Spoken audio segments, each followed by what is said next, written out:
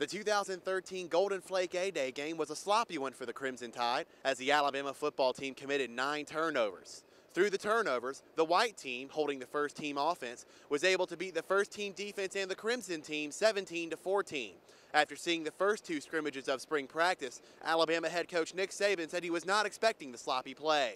The first 2 scrimmages we had this spring, we didn't have a lot of penalties. We didn't have a lot of sloppy play.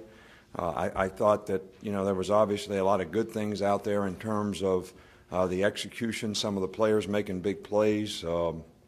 Obviously, when you play against each other, when one team gets a lot of turnovers, makes interceptions, get fumbles, that's a good thing. But the other part of it is when you turn it over and you're playing against yourself, that's not such a good thing. And that was something that hasn't happened really all spring either. So that's not a true indication, I think, of what's important in terms of us being able to play winning football.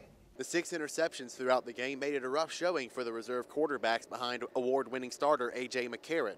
Of the 6 quarterbacks also seeing action on A-Day, Alec Morris had the best showing, completing 10 passes for 141 yards. I would say that they all need to improve.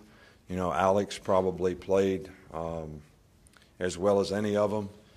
Blake, who's had a really good spring and made really good progress if you look at the spring as a whole, sort of went a little bit rat trap out there today. Aborted his reads early, started scrambling, didn't do things like he's really improved in scrimmages as well as through the spring.